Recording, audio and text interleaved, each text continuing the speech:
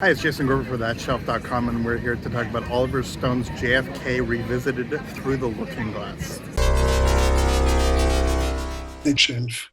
Now, it'll be absolutely no surprise to anybody that Oliver Stone has been madly obsessed with the whole JFK story, even long before his, Oscar winning?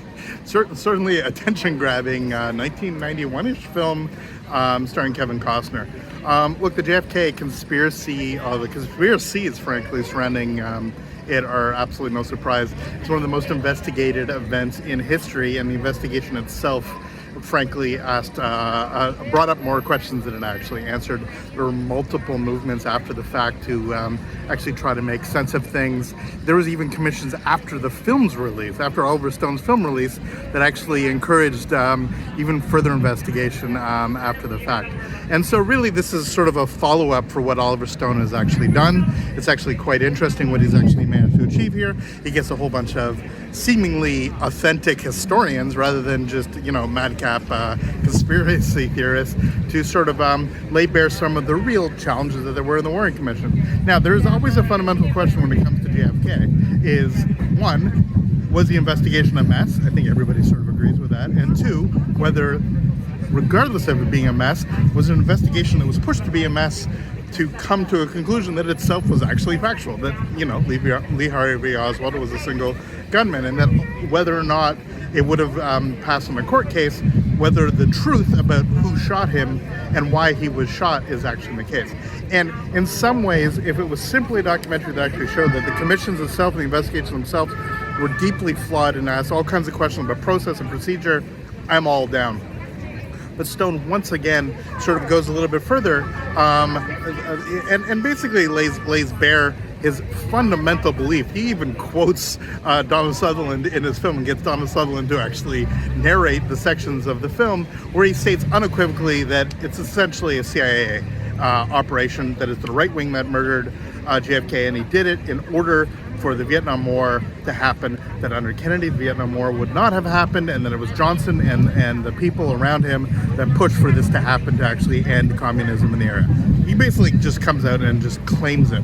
And what's, again, for me frustrating is I think that you can tell this story and still leave openness for those to actually say, well, here's why they thought what they did.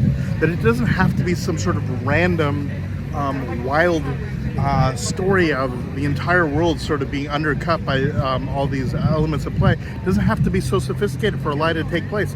Look at the nonsense we've been living through with the lies that are coming out of the bald-faced lies, the sort of inane lies that have come in the United States over the last administration, and frankly, lots of administrations. In other words, it doesn't need to be a grand conspiracy to kill a president. We're right now, this week, the president of Haiti was murdered by a bunch of Colombians working with a bunch of Venezuelans out of an office in Miami. And frankly, it doesn't need to be sort of a world transformative conspiracy in order to take out a president, especially one sort of driving a motorcade.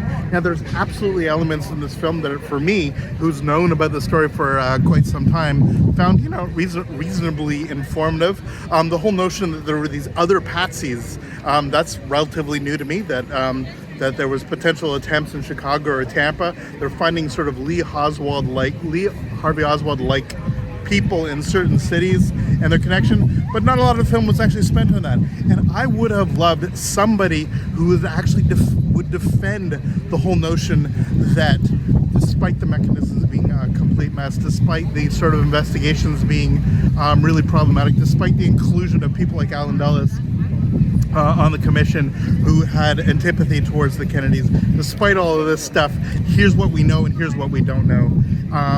Here's not hearsay. Here's what somebody told this Kennedy investigator, but don't release this until I'm dead. There's a lot of that kind of nonsense sprinkled here, presented as fact.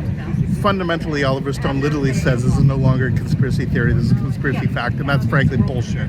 This is yet more conjecture, yet more elements that are put together of stuff we simply don't know. And the reasons we don't know and the motivations for not knowing it are themselves interesting. We know that things were destroyed. That is interesting. But we can't then make conclusions about why they were destroyed. And despite, notions of this sort of formal factual objectivity, the court case nonsense that he usually brings up Stone actually fails miserably. The score is so manipulative and so over the top.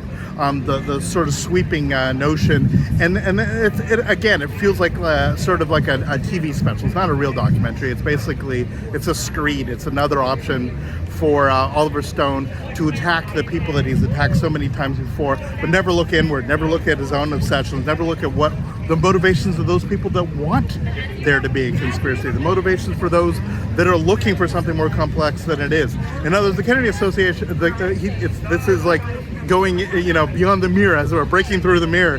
And really, he doesn't put a mirror to himself. He doesn't put a mirror to the investigators about what they're looking for. That would be a very different movie. But I would love to take many of the arguments here, not to refute them, but to actually contextualize them, to actually see what's sort of at play and sort of the motivations and forces from those that have generated oodles of millions of dollars worth of books and presentations and all of these notions in other words, just as we have the grand military industrial complex, we kind of have this Kennedy conspiracy complex, frankly, and Oliver Stone's absolutely fitting into that without any sense of irony, frankly, without any sense of sort of distance from what it is that he's looking at.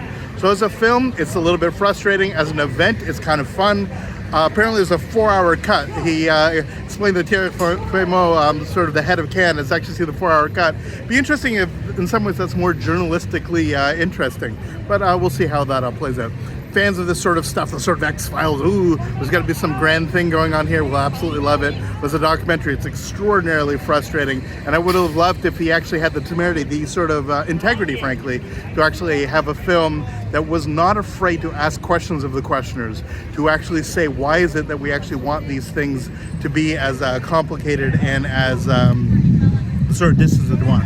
You can raise all kinds of questions the closer that you look at something, but have actually formal answers rather than sort of guesses and hearsays and stuff like that is just not very appropriate for a subject such as this. It would have been awesome to have a little bit of humility and a little bit less hubris in the telling.